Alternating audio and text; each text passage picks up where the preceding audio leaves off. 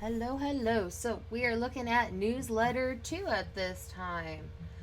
So with newsletter 2 that was sent out yesterday, we've been going through and emailing these out every single week with some enrichment activities and additional things you can, of course, do to keep caught up in your math intervention and science. So, of course, going through my letter because this is just the intro through it. I hope everyone's doing well and, of course, is continuing to work on their packets. This is, of course, week 2 of continuous learning. So, I have started this teacher stream. Last week we just did an intro and talked about newsletter 1. This week we're going to up it up talking about newsletter 2.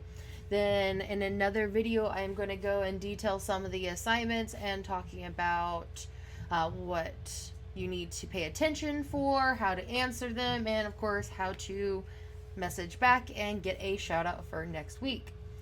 Of course, our letter goes into our stream on YouTube. What is it called? What are we doing? And essentially, it's not required, not a grade. This is just an additional enrichment to help you go.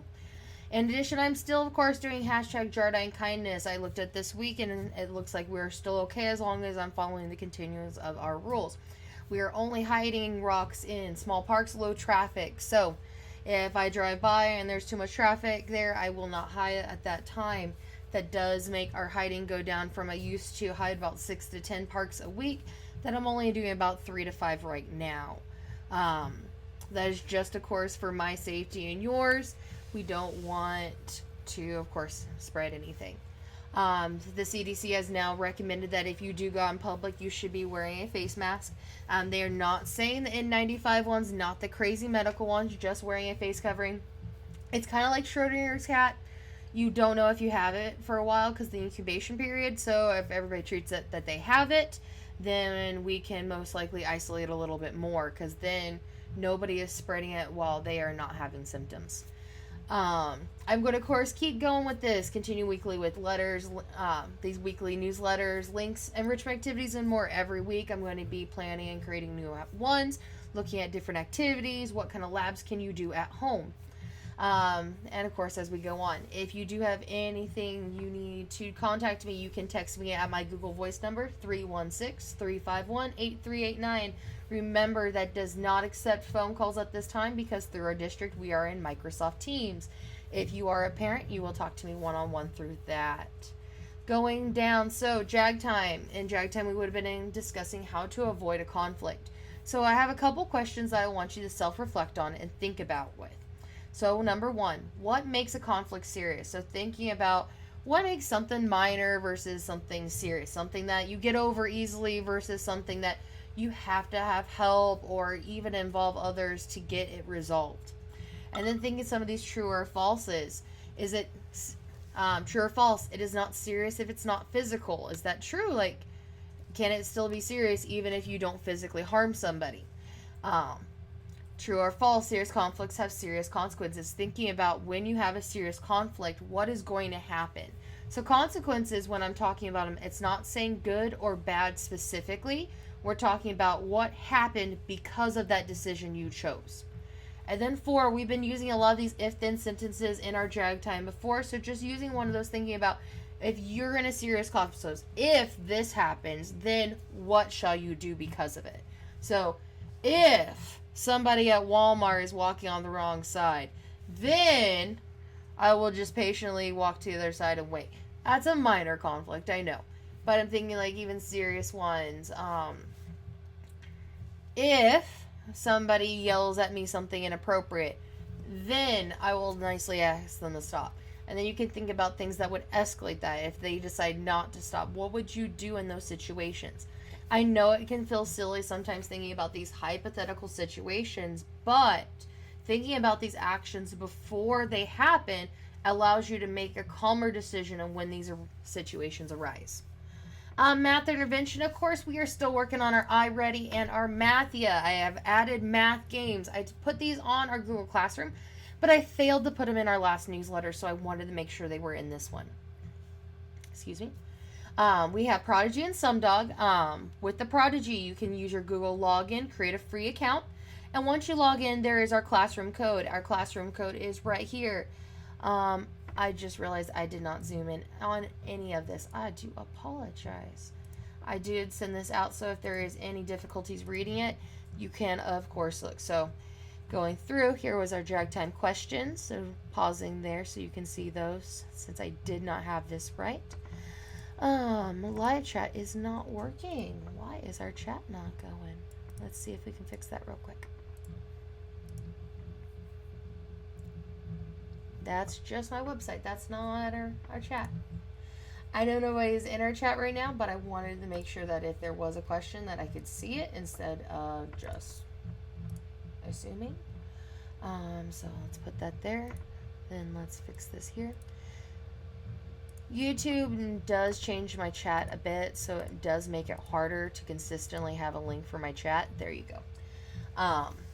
Going on with math intervention. So we have the math games. Prodigy's pretty easy because you have your Google login through the district. SumDog, I have everybody with logins. My original plan was on Fridays at noon that I would monitor and send shoutouts. I found out that it works better with the weekly. So going to this last week's shoutouts. So I'm going to zoom this in because I definitely want everybody to be able to see this. And 225. So let's zoom it all the way in. So we're looking at math intervention. So iReady minutes. I got Maya killing it with 76. Jakai right behind her with 51. Kylie with 31. Renai with 24. Dawn Shay with 19. Landon with 18. Kamara with 14. And Tino did get logged in for 4 minutes. Every little bit counts. So looking at who actually passed lessons, so finished them. So Maya, you got 2 lessons done. Woo, 100% passing. I got Jakai, Kylie, Renai, Dawn Shay, 1 lesson passing. Awesome job. Keep up the good work. I do not have anybody on SumDog or Prodigy at this time, but once I get some, I will, of course, add them to our shout-outs. Going back to our newsletter, so scrolling down into science. If we would have been in science, we would have been taking our assessment. I know some of you guys would have liked to know how you would do on your assessment if you had been in class.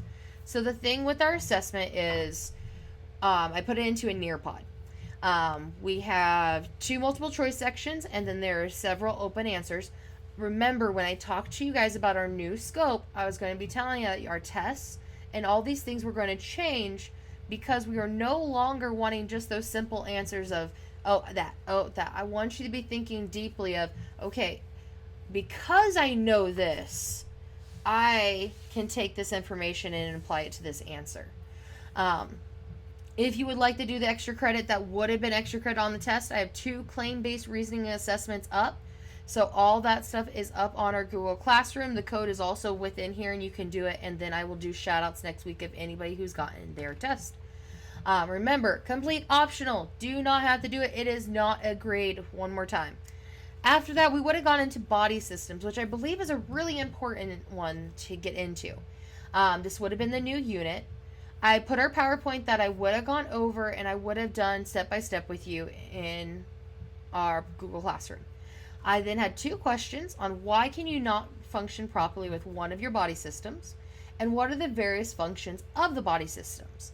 So with A, I'm really asking the overarching question of our unit. So the biggest thing I want you to be able to end this unit with the body systems is to be able to understand that these systems have to work together. And why can't you function properly without them? B, then thinking about what does each system do specifically. So we have certain ones that you've studied more, hopefully in elementary, talking about respiratory, circulatory, and digestive. Those are your main ones. I'm hoping to go into more of the nervous systems, doing a nervous lab, go to talking the circulatory system, doing a pulse lab, digestive system. I think I have an interactive Nearpod VR, and I have some more activities on that you can get into your science a little bit more, since I know the packets are aimed mostly at math and language arts. All the links, of course, are still up. With arts and crafts, I have not posted any tutorials yet, but I do continue the post of the rocks that are painted, when they are posted, when they're hidden, and then I did post up a couple things every week. I think it's a Thursday, Friday thing. We do have a company that are called It's All Unique. They used to do activities that you could go to them and do mandalas in person with them. Now they are doing their class digitally free online. So if you want go on there, there is links on my group that I put up for those also. That is it of our newsletter week 2. So,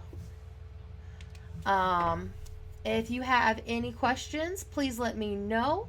Otherwise, see you guys in our science video.